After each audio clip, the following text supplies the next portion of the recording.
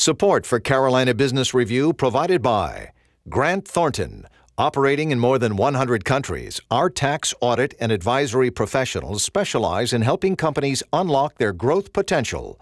Grant Thornton, an instinct for growth. BB&T, over 140 years of financial knowledge shared daily. BB&T, member FDIC. Blue Cross and Blue Shield of South Carolina, where healthcare is changing for the better. Find out how at ahealthysc.tv.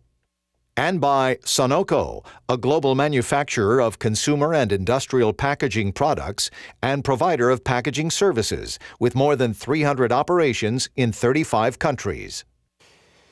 Well, not tax reform, not health care, not economic development, but education is what we have talked about these past few weeks and months here on this program. And more specifically, K through 12 education has become, again, one of the top, if not the most important policy issues among business and social scientists alike here in our region. Thank you for supporting the most widely watched source of Carolina business and public policy, seen across North and South Carolina for more than 2 decades now. I'm Chris William, and this time on CBR, we take the temperature of what leadership is talking about in our region. And later, joining us again, First Amendment scholar and Furman University boss, Rod Smolla. Major funding also by Novant Health, including Presbyterian in Charlotte and Forsyth in Winston-Salem, affiliate heart hospitals of the Cleveland Clinic, consistently ranked #1 in the nation for heart care. The Duke Endowment, a private foundation in Charlotte, enriching communities in the Carolinas through higher education, healthcare, rural churches, and children's services. And by Blue Cross and Blue Shield of North Carolina.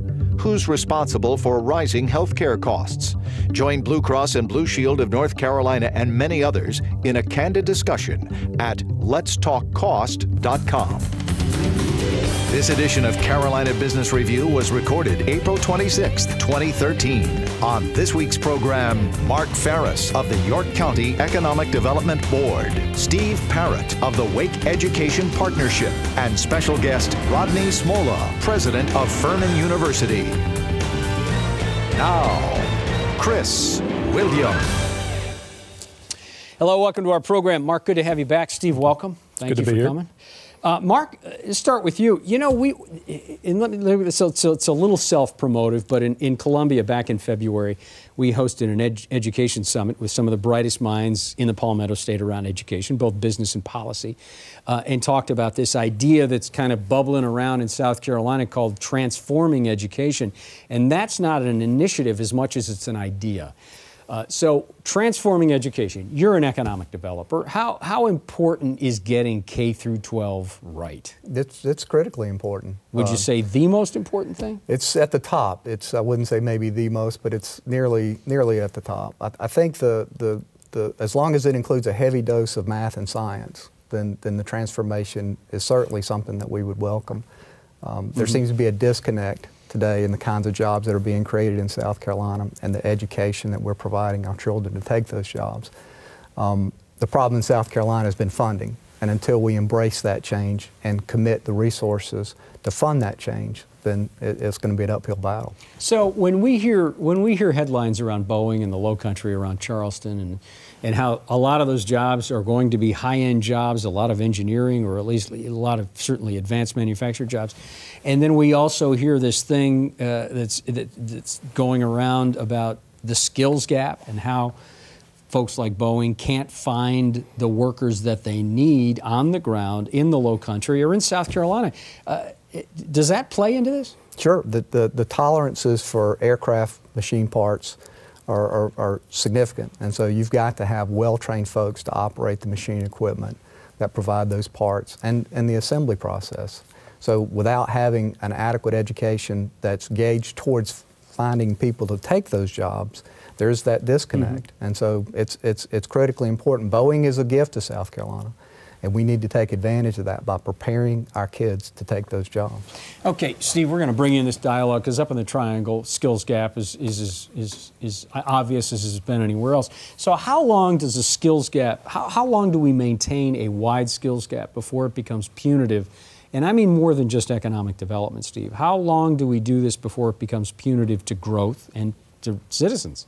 We're already in that window, Chris, to be honest with you. You know, as Mark says, the jobs that we see coming today are requiring post-secondary education, additional skills, and you know the concern I have is that a large percentage of not just people in the Wake County area, but throughout the state, don't have an associate or higher degree. Some 38% of the population in North Carolina have an associate or higher, the rest do not. And that's a concern, that we're going to see a large percentage and a large number of our employees that are what they refer to as underemployed because they don't have the skills. You know, Steve, is it fair to look at Wake County? Wake County is, I would say, by a good margin at least, the largest school system, at least unified school system, in North Carolina. Are the challenges that face Wake County, Raleigh, Durham, Chapel Hill, the Triangle area, are those pretty typical of what most school systems are facing now? Is that a good laboratory to look at? It's somewhat a good laboratory, but you know, you look at the disparity between a large area like Charlotte-Mecklenburg or Wake County and the Raleigh area, where you have a concentration of higher education along with your secondary schools. That's going to be different than when you get outside of those areas into some of the more rural areas, and you're looking at how they can access and partner with post-secondary education, higher education, to close the gap on some of those skill deficiencies. So how, Mark, we'll give you a minute left here, how do you get the funding that needs to be gotten? That's a difficult challenge for everybody, but in South Carolina... Okay, if you were king for a day, what would you mandate? We fund, in South Carolina at least, we fund our school systems primarily with property taxes.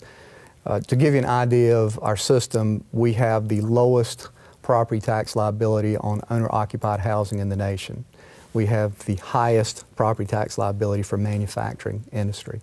And so until we balance that equation, until we have a more equitable system of funding it, we're basically putting the responsibility of educating our kids on the backs of business and industry. So would you raise more money if you balanced it, or would you just shift the accountability of where that money comes from? Both. I think you need to certainly shift that. There's waste. I mean, systems always have waste, and there's a way to change that to get a more efficient system. But ultimately, it's going to require an increase in revenue. I mean, there's no way around it. Yeah, Steve, same thing. How does North Carolina fix that?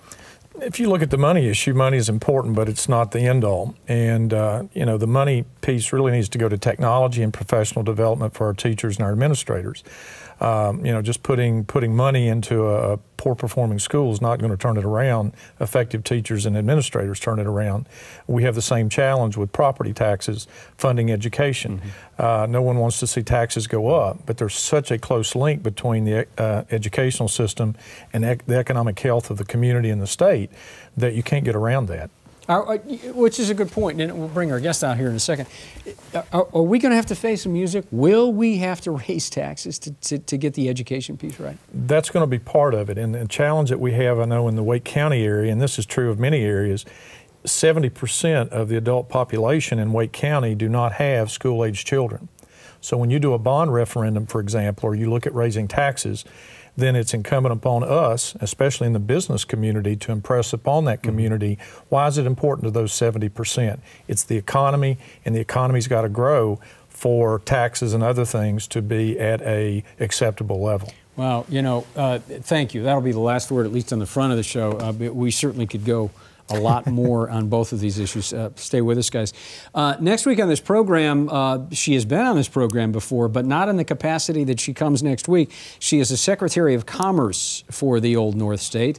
The Honorable Sharon Decker will be here next week. And then in a few weeks, Charlotte Mayor Anthony Fox will be here in 2 weeks. When it comes to the social debates around what is constitutional and what is not, and especially in light of the gun control discussion, it's hard to argue that anything has been debated more than the First Amendment. Freedom of religion, freedom of speech, freedom of the press. After a couple of years' absence, we welcome back to the dialogue First Amendment scholar and author and Furman University's 11th president, Rod Smolla. President Smolla, welcome to the program again. Good to be back. heard the dialogue we were talking about K through 12. Rod, let's take the natural progression here. Let's say that kids get out of K through 12 in primary education with a solid foundation. They got several ways to go, not go to college. Tom Ross from the UNC system sat where you are. A lot of people have sat where you are and have said that, you know, maybe not everybody should have a four-year degree. At the head of a stellar liberal arts school like Furman, what do you say? Well, I agree with Tom. I mean, clearly not everybody needs it, and we've just heard about the gap where you don't have enough skilled labor for places like Boeing or BMW. You know, there's no question. A lot of our young folks would be better off with associate degrees, with vocational training, with technical college training. They can make very good incomes and have a very meaningful, fulfilling life. And so that's an important avenue, and particularly in a state like South Carolina where we have so many people that are underemployed because of the lack of that ability to get those sorts of jobs at a place like Boeing. I think it's important that we invest in enough infrastructure and have the right attitudes and values that we can steer the right students into those callings. Now, I think it's also the case that in an information-based economy, it's going to be enormously important to a large portion of our population to get a four-year degree and to have that degree be, to some degree, a broad exposure to what people think of as a liberal education. And it may not be for everybody, but if you don't have a critical mass of your population getting those sorts of degrees, you're not going to have the creativity, you're not going to have the entrepreneurial ingenuity, you're not going to have the discovery, the invention that you need to compete in the world economy. And it's critical for our democracy. And you've got to have a broad swatch of your population, broadly liberally educated, I think, just for the health of our public policy. In North Carolina, Governor McCrory earlier this year put some pressure on the UNC system to say, you know, we want the kids coming out of the UNC system with liberal arts degrees to be more aligned with what the skills are that are needed, besides just having a liberal arts. How do you look at that? I'm somewhat of a dissenter there. I mean, I think that when you talk about the skills that are needed, very often employers are happy to help people with the skills.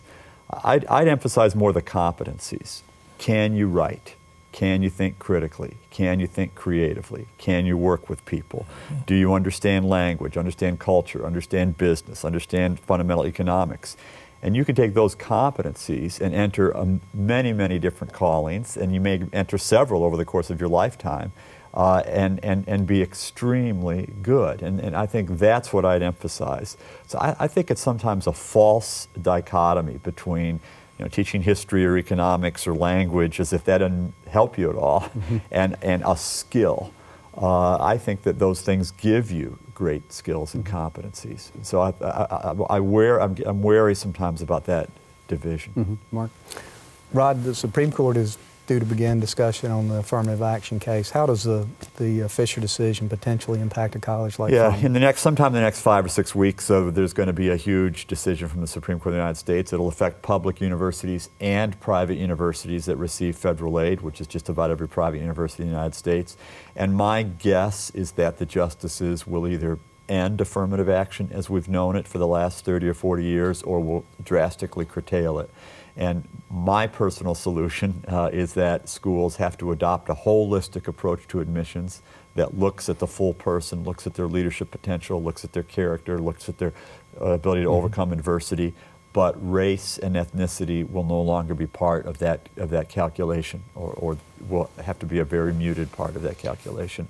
And I think that's what's going to happen. And you may hear a lot of critics in higher education of the decision. But my advice is move on down the road and adopt this more flexible admissions process. And let me jump in here. Hold on one second, Steve. So Rod, I mean, this is going to be a sea change if it goes the way you think, and you think it will go that way. Yeah, I mean, I think there are 4 firm votes on the Supreme Court that definitely would come very close to saying the Constitution is colorblind and you just cannot take race into account ever. And one pivotal vote, Justice Kennedy, is going to say something close to that. He may say something like, I'm okay with diversity as a goal, but you've got to do it in a way that doesn't use race overtly. And so that it is a sea change, and it'll cause a lot of public policy debate and changes in public and private education over the next several years. Mm-hmm. Steve? Yeah, the comment I want to make in question is talking about the skills that employers are looking at, and I totally agree in terms of the soft skills, collaboration, critical thinking, and problem solving. The thing that I'm interested in is what are your thoughts about how can we better connect our students early in their K-12 experience so that they see the reality of a STEM education, science, technology, engineering, and math, that it leads to something. My fear is they're not connecting and seeing that leading to a meaningful job. So how can we do a better job of that? You know, it's not something where I have the magic bullet, but I was at a program at the University of South Carolina 5 or 6 months ago, and a number of people presented a really interesting insight that I thought was pretty effective. They said that the tradition in the tough, hard STEM area has been a kind of weeding out tradition. And so students take these early courses in biology or chemistry or physics and so on, and it's sink or swim, and most of them sink and they get turned off.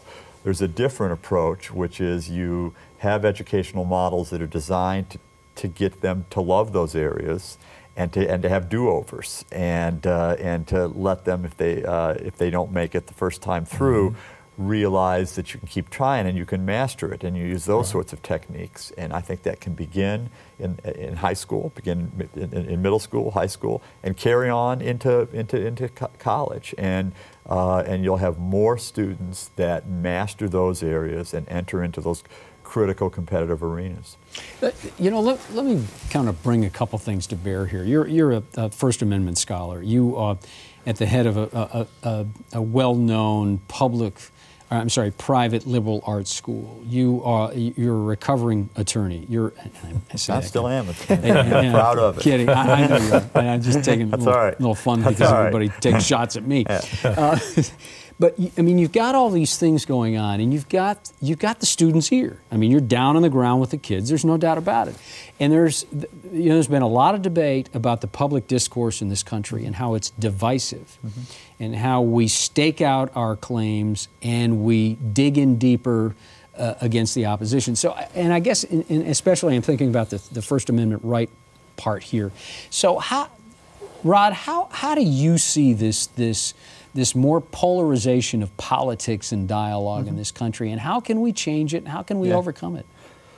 Well, maybe you can't, and maybe my ideas that you can are Pollyannish, but you know, I say to the students all the time, just because the First Amendment gives you the right to say bad stuff doesn't mean that's the right thing to do. And I really feel good about the progress we've made at Furman. I think there's much less polarization, much more open-mindedness, much more willingness of students to listen, much more sense of how exaggeration and personal attack and that sort of thing causes a huge amount of harm and doesn't enlighten anyone.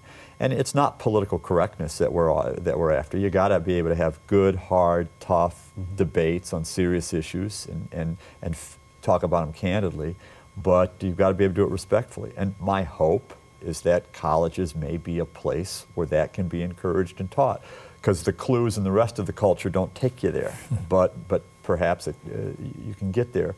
The head of the Young Democrats at Furman and the head of the Young Republicans at Furman are best friends and have been roommates, and those two groups have co-sponsored programs on every issue you can imagine under the sun over the last several years, and it's been a real healthy atmosphere. So, you know, there are little pockets of optimism here and there, and look at how civilized this show is. Thank you, Mark.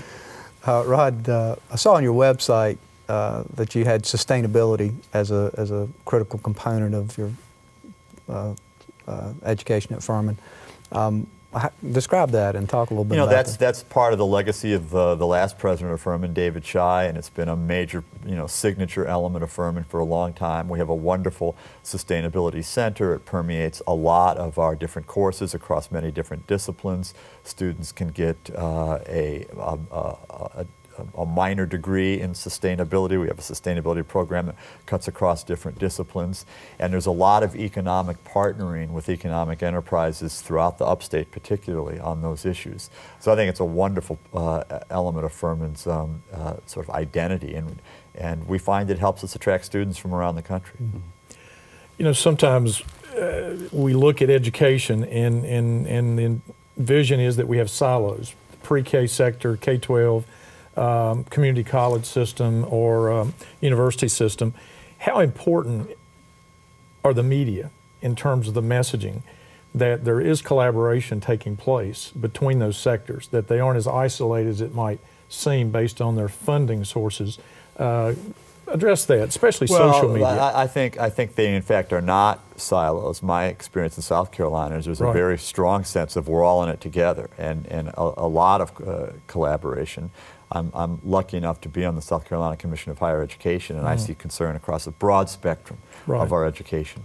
I think the right message for the media, you're not supposed to be partisan and be proselytizers, but I think investing in education as one of the critical elements to our infrastructure. Absolutely. From pre-K all the way through higher education and graduate school, it is the key to prosperity. And if you look around the country at states that have invested in their educational infrastructure, they tend to be the most prosperous states. And I don't think that's an accident. I know it's tough because there are so many demands that we have facing us in this state, but it is a worthy, I'd say, critical investment. You know, and a great segue too, Steve. Let's talk about the media. You're on the board of Media General. Yeah. Recently, Media General has divested itself of 64 weekly and daily publications. Now, I remember not too long ago, Rod, less than a decade, that the future of media was going to be the synergy between print and TV, or print and video. And here at Media General, a major company is getting rid of all the print. What do you all see that maybe we don't? Yeah. Well, of course, what happened is the internet came alive, and the business model for traditional newspapers basically evaporated. So it was heartbreaking in many ways, but it was a good business decision. So Media General has sold all of its newspapers, most of them, all but one, in one transaction to Warren Buffett and Berkshire Hathaway, and then a separate sale of the Tampa Tribune.